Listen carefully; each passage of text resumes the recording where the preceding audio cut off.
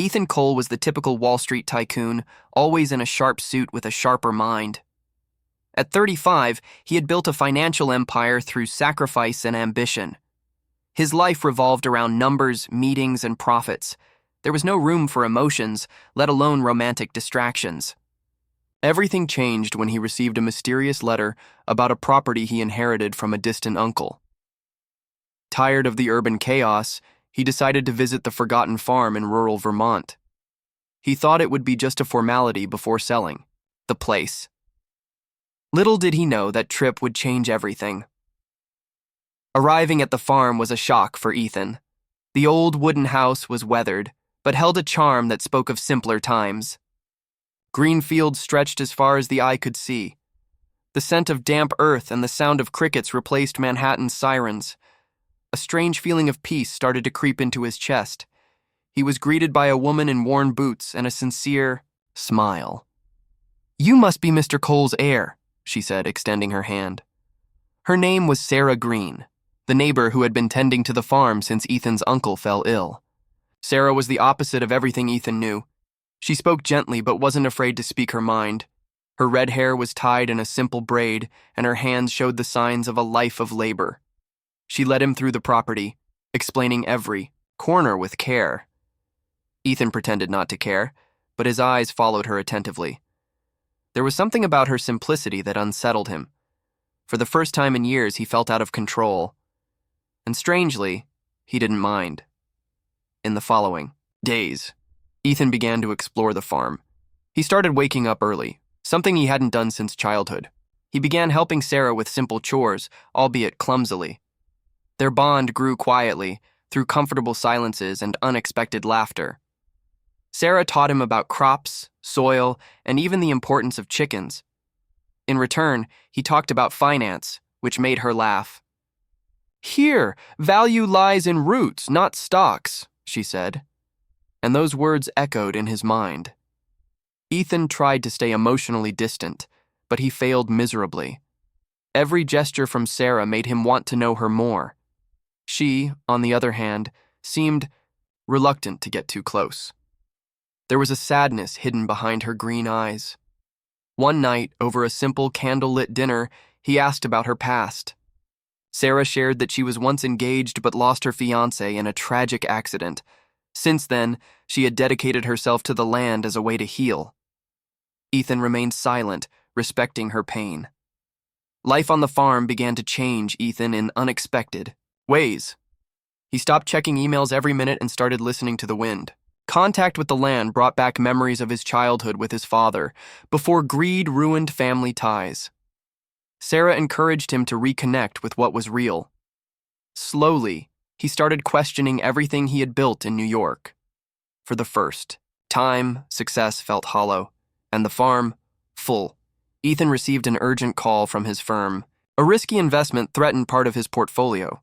He promised to return to New York for just 2 days to resolve it. Sarah said nothing, but her eyes showed disappointment. He tried to explain, but she only smiled sadly. "The city calls you, Ethan. That's where you belong." He left with a heavy heart, unsure if he could leave her behind.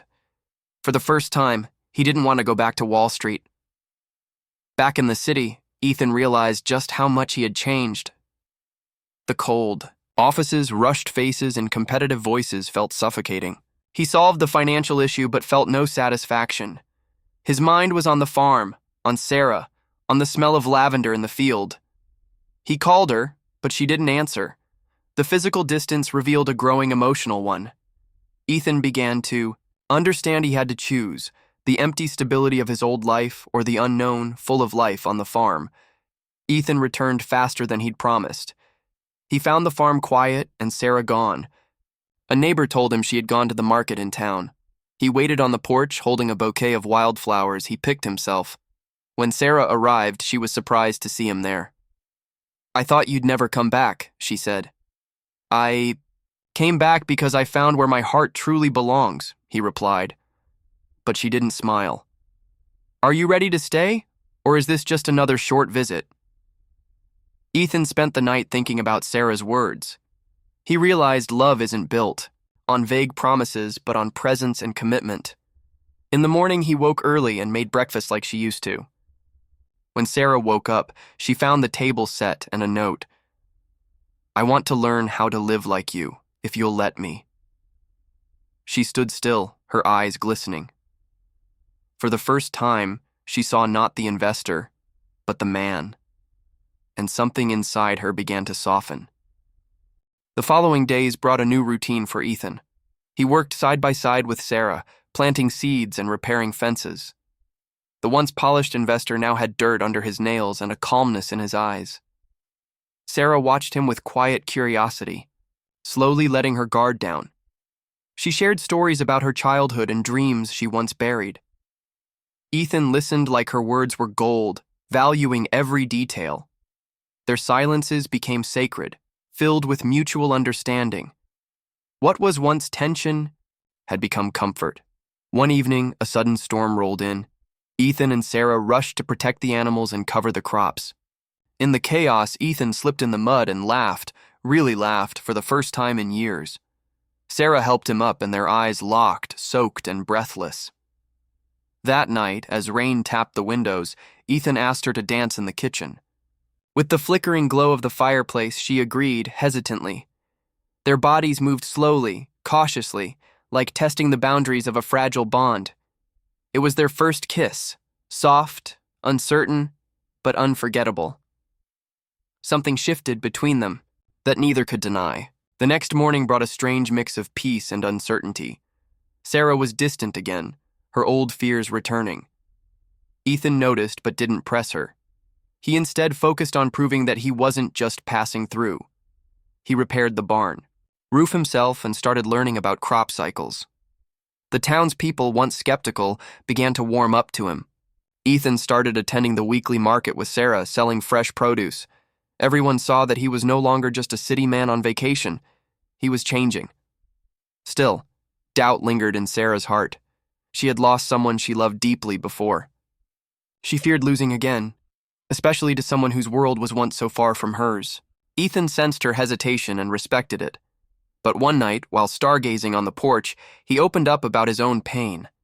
He shared how his father chased money until it destroyed their family, how he lost himself in numbers to avoid the emptiness. Sarah realized they weren't so different after all. Both were survivors of invisible wounds. One crisp morning, Ethan surprised Sarah with a picnic in the orchard. They sat under a blooming apple tree, sharing food and laughter. "You've made me see life differently," Ethan said. Sarah blushed, but remained cautious. "And what happens when New York calls again?" she asked quietly. Ethan took her hand. "Maybe I'll let it ring this time." She looked into his eyes, searching for doubt, but found only sincerity. For the first time, she allowed hope to take root. News came from New York. A major firm wanted Ethan back for a merger deal. It was a chance to regain everything he had built. He didn't tell Sarah at first, not wanting to stir old fears. But the decision gnawed at him daily. Eventually, he confessed, expecting her to pull away. Instead, she simply asked, "What do you want, Ethan?" He stood silent for a moment before answering, "I want peace. I want you." It was the truth, and it scared him. Sarah didn't ask him to stay or go. She believed choices made in freedom meant more. Ethan spent the next few days wandering the fields, searching for clarity. He spoke to the old oak near the river, where Sarah used to sit with her fiancé. He imagined what it would mean to leave behind the world he once dominated. But every time he thought of Wall Street, he felt empty. And every time he thought of Sarah, he felt full. His decision was becoming clearer with each sunrise. Ethan sent a letter to the firm, declining the offer. It was the first time he chose something that didn't come with a price tag. Sarah found the letter accidentally, and tears welled in her eyes. She didn't say anything, but that night, she cooked his favorite stew. Their dinner was quiet, but the silence said everything. Ethan felt like he had finally arrived, not at a place, but at a version of himself he liked. That night, Sarah rested her head on his shoulder.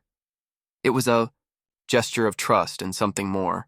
With spring in full bloom, The farm thrived like never before. Ethan proposed ideas to expand the small operation into a sustainable retreat. Sarah was hesitant at first, but loved the vision. Together, they built a small greenhouse and started offering farm tours. The community supported their efforts with open hearts. People came not just for produce, but to witness something real. Ethan's business skills found a new purpose, growth rooted in love and authenticity. Sarah saw in him not the man who arrived months ago, but the one who chose to stay. One quiet evening, Ethan took Sarah to the riverbank. He knelt down, not with a ring, but with a promise. "I don't know the future," he said, "but I know I want to face it with you." Sarah didn't answer with words.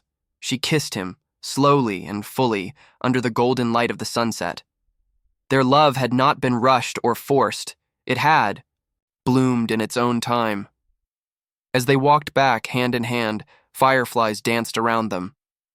The farm was no longer forgotten. It was a place of rebirth. And for Ethan and Sarah, it was home. As summer arrived, the farm became a place of warmth and community. Families visited on weekends, children laughed in the sunflower fields, and guests stayed in newly built cottages. Ethan and Sarah worked from dawn until dusk, not out of duty, but joy. Their love had become a silent rhythm, present in every shared glance and quiet touch. Yet deep down, Ethan knew he still had one more thing to make peace with: his past in New York. One day, he proposed a trip back to the city, asking Sarah to come with him. She hesitated but agreed, curious to see the world he once ruled. They packed light, knowing their hearts were already full. New York was loud, overwhelming, and electric. Sarah clung to Ethan's hand as they moved through the streets like tourists, in a foreign land. His former colleagues were shocked to see him again, especially with a woman so different from his past. Ethan smiled through the meetings, but his mind kept drifting back to Vermont. That night, they stayed at a luxury hotel overlooking Central Park. Sarah looked out the window and whispered, "It's beautiful, but not ours." Ethan nodded. He realized she didn't belong to that world, and neither did he anymore. They returned to the farm 2 days later, exhausted but more certain than ever. Everything felt more alive after their absence, the trees greener, the air cleaner, the sky wider.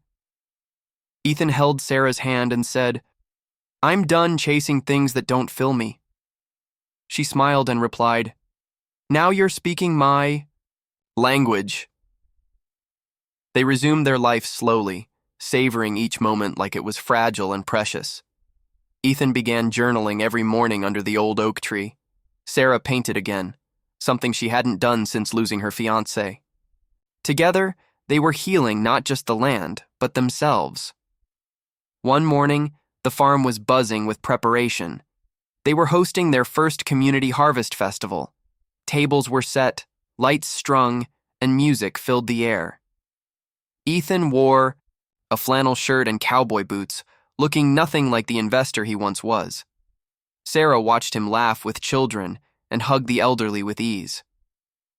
That night, he gave a small speech.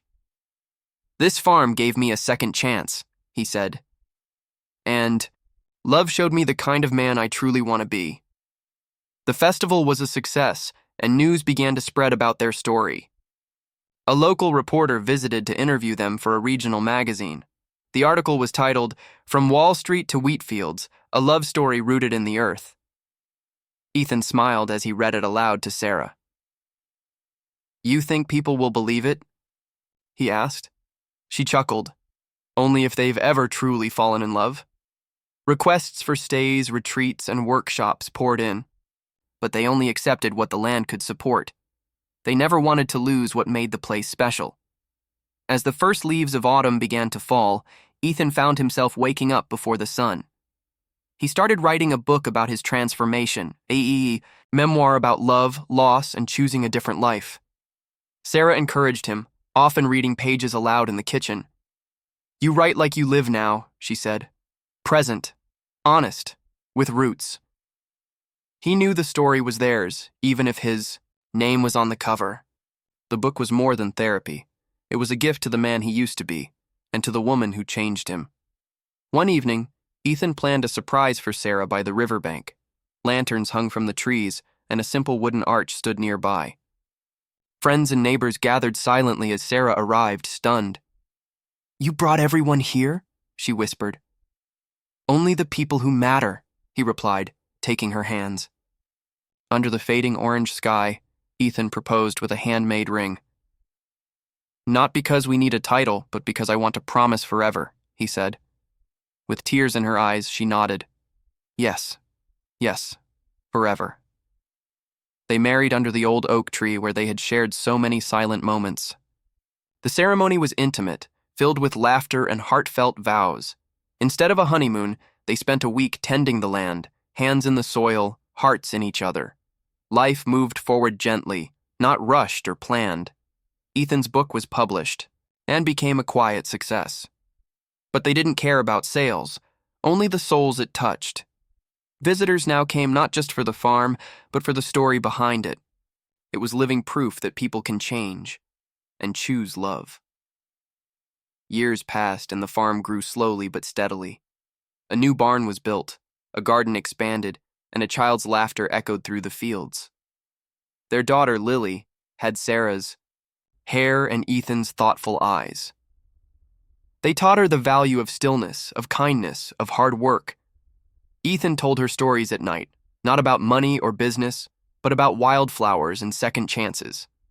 Sarah painted again, now with Lily by her side. Their love had taken root so deeply that even time couldn't shake it. The forgotten farm had become a sanctuary for their family. On the porch one evening, Ethan and Sarah sat side by side, watching the sunset. "If someone told me years ago I'd end up here," he began. Sarah smiled. "You would have laughed." He looked at her, filled with quiet gratitude. "You didn't just save the farm," he said. "You saved me." She leaned into him, resting her head on his shoulder. The wind blew gently through the fields, carrying the scent of lavender. Their hearts beat in sync with the land, and in the stillness, love endured, steady, deep, and forever home.